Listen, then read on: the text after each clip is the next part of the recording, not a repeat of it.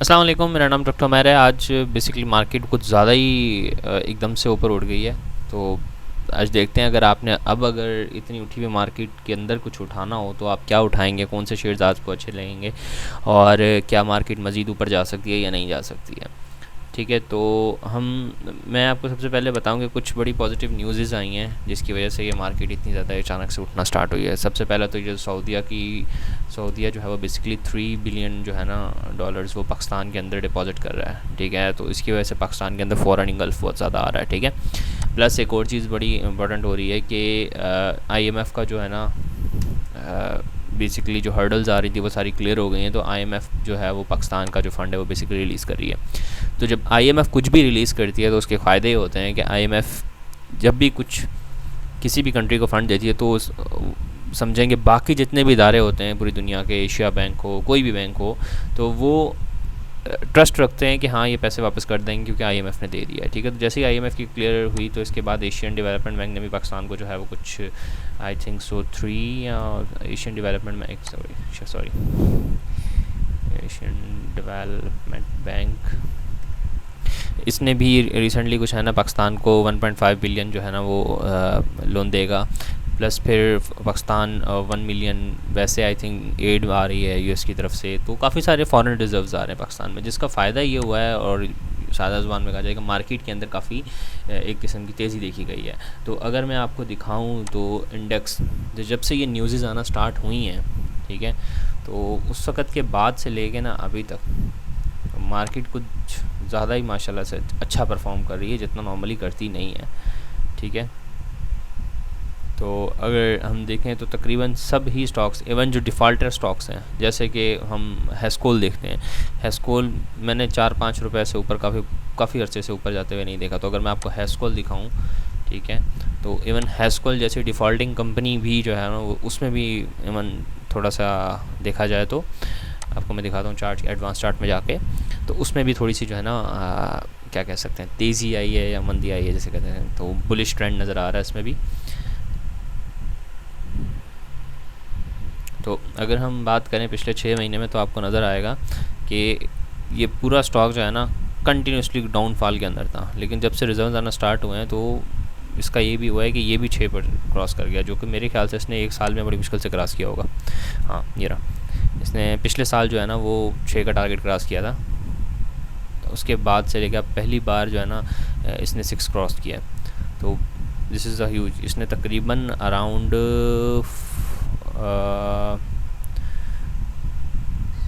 हाँ इसने अराउंड तकरीबन 55% का एक सडन जो है ना विद इन 1 वीक एकदम से रेस दिया है। तो अगर किसी के पास हैस्कोल फंसा हुआ था और वो चाहता है कि मैं हैस्कोल से निकल जाऊं तो it is a very good opportunity. इसके आगे जाते हुए इससे ज़्यादा ऊपर उठता हुआ कोई लॉजिक समझ में नहीं आ रहा। ठीक है, तो अगर सेक्टर्स की बात की जाए तो सेक्टर्स में इस सिचुएशन के अंदर जो मुझे ऐसा लगता है, जो सेक्टर्स मुझे अच्छे लगते हैं, ठीक है, उसमें बैंक्स, क्योंकि फॉरेन रिजर्व्स आ रहे हैं तो बैंक्स उठ सकते हैं।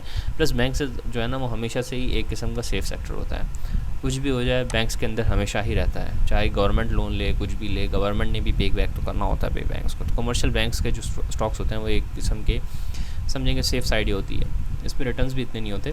खैर, लेकिन रिसेंटली इन्होंने बड़ा डाउनफॉल आया हुआ था, तो जब से मोदी ने पाकिस्तान की जो रेटिंग थी वो नेगेटिव करार दी थी उसके बाद से बहुत बुरी तरह गिरे थे। इवन जैसे मिज़ान और जो है ना ये MCB वगैरह ये भी बहुत बुरी तरह से जो है ना क्रैश किए थे। तो अगर मैं आपको मिज़ान का दिखाऊं तो मिज़ान का शेयर कहाँ से था और कहाँ पहुँच गया। ठीक है, और मिज़ान इज़ अ वेरी, इस वक्त कहते हैं ना कि बड़ी डिस्काउंटेड प्राइस पे मिल रहा है। ठीक है, और सडनली आई थिंक हमने लेट कर दिया, दोबारा उठना भी स्टार्ट हो गया। तो अगर हमने यहाँ पे लिया हुआ होता 114 के ऊपर तो बहुत अच्छा स्टॉक था। ठीक है, फिर अच्छा सेक्टर्स में इनके अलावा अगर हम बात करें और कौन कौन से सेक्टर्स अच्छे हो सकते हैं, तो OGDC, क्योंकि कह रहे हैं कि OGDC को कम्प्लीटली प्राइवेटाइज़ करें, जिसकी वजह से OGDC जो है वो कुछ ज़्यादा ही उठा है, मतलब सही करके उठा है। 70 क्रॉस नहीं कर रहा था, सॉरी 80 क्रॉस नहीं कर रहा था, और सडनली जो है ना ये अगर आप देखें तो 87-88 पे चला गया ये। और अभी कह रहे हैं कि जो फॉरेन रिजर्व्स आ रहे हैं वो बेसिकली ज़्यादातर OGDC और जितनी भी ऑयल की कंपनीज़ हैं वो मोस्टली उन्हीं के अंदर जा रहे हैं। तो इनके लिए, इस सेक्टर के लिए ये बहुत अच्छी चीज़ है। ठीक है, तो आप इसमें इन्वेस्ट कर सकते हैं। प्लस एक और चीज़ आपको मैं बताऊँ OGTC के अंदर जो मुझे अच्छी लगी है, अगर आप इसका चार्ट खोल के देखें तो आपको कोई भी चीज़ उठाए ना तो याद रखिएगा वो बॉटम से उठानी चाहिए, ठीक है। तो जितनी भी ऑयल एंड गैस डेवलपमेंट का जो सेक्टर है, अगर आप देखें ऑल टाइम, तो ये इतने डिस्काउंटेड प्राइस पे मिल रहे हैं ना कि सोच है आपकी। अगर आप सिर्फ 3 इयर्स का देखें, 2017 से जब से मार्केट क्रैश की है, कहाँ ये 150-200 से, मतलब अगर उससे भी हम पीछे जाएँ तो ये बहुत अच्छा स्टॉक है ये। इवन ये 250-300 भी टच करके आया हुआ है। तो इस वक्त ये 80s में मिल रहा है, ठीक है। कंपनी बुरी नहीं है, बस प्रॉब्लम ये होती है क्योंकि इट्स गवर्नमेंट का मेजर स्टेक है, तो उसकी वजह से होता ही है कि जो सर्कुलर डेप्ट है वो बहुत ज़्यादा बढ़ जाता है, जिसकी वजह से जो है ना प्रॉब्लम्स आती हैं। बट स्टिल ये बहुत अच्छा डिविडेंड देती आई है हमेशा से, और इस वक्त भी अगर उठाई जाए तो बहुत बुरी नहीं है ये, ठीक है। अभी भी अगर आप उठाएं तो बहुत बुरी नहीं है। तो अगर मार्केट दोबारा से 2017 की जो क्रैश हुआ था उसके बाद अगर मार्केट दोबारा रिवर्स करती है और उस लेवल पे जाती है तो ये स्टॉक आराम से 200-250 पे मिलेगा आपको।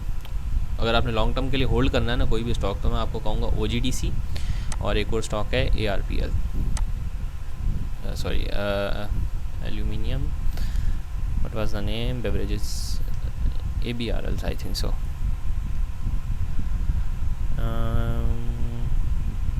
CL है शायद, हाँ, एल्यूमिनियम बेवरेज कंपनी।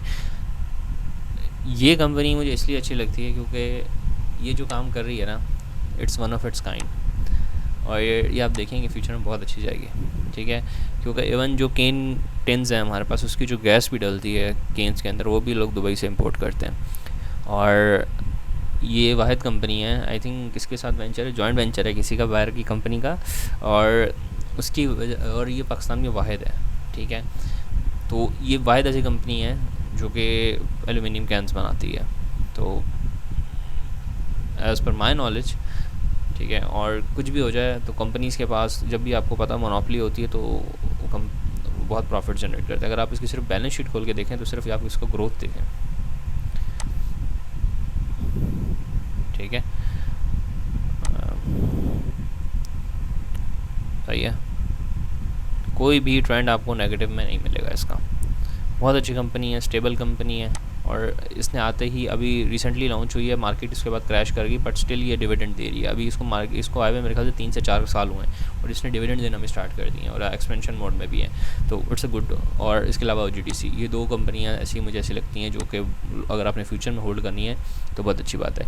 मारी पेट्रोलियम होती थी मारी, लेकिन मारी बहुत लेट हो चुका है, मारी अपना जो है ना पीक अटेन कर चुकी है, वो वहाँ पर उठाना फजूल है, सही है। उसके बाद अगर दी जाए, और अगर आप बहुत ही लॉन्ग टर्म के लिए होल्ड करना है तो फूड और पर्सनल केयर, कुछ भी हो जाए फूड और पर्सनल केयर का प्रोडक्ट इंसान ने यूज़ करना ही है। जो यूनिलीवर का शौकीन है वो यूनिलीवर का प्रोडक्ट यूज़ करेगा ही करेगा, ठीक है। चाहे वो लाइफ बॉय करे या नेस्ले का कुछ भी हो, नेस्ले के जूसेस करे, कुछ भी करे, आपने कंपनी ने आपको कुछ अगर कैपिटल गेन नहीं दे रही तो आपको एटलीस्ट डिविडेंड में अच्छा खासा देती रहती है। तो अगर आपने बहुत ही लॉन्ग टर्म के लिए होल्ड करना है तो मेरे ख्याल से इसमें जो है ना रफ़ान, आई थिंक या रफ़ान उठा लो। ये यूनिलेवल के लेवर की कंपनी है और बहुत अच्छी कंपनी है, ठीक है। और ये 10,000 पे है ना, तो मेरा एक्सपेक्टेशन है कि अगले 5-6 साल के अंदर ना ये आराम से 16-17 हज़ार क्रॉस करेगा, ठीक है। इसी तरह यूनिलीवर भी जो है ना वो काफ़ी टाइम तक डिस्काउंटेड प्राइस पे चलता रहा था, फिर उसके बाद सडनली जैसे ही मार्केट को रियलाइज़ हुआ उसके बाद अब यूनिलीवर की बात करें, यूनिलीवर आप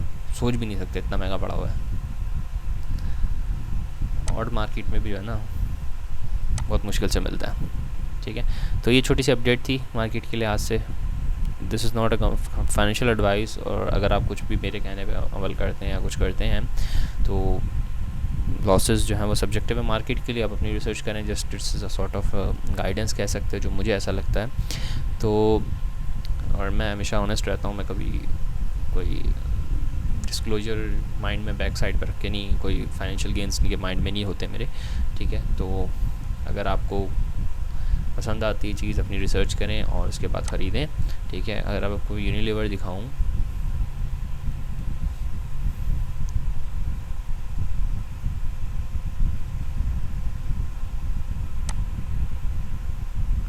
यूनिलीवर कहाँ घूम रहा था 5,000 6,000, उसके बाद सडनली राइज 27,000 तक गई है, ठीक है। और रफ़ान VC की लेवल की company I think so Rafan भी उठेगी इसी तरह। तो that's all, this doctor Mair signing off, अल्लाह हाफिज़।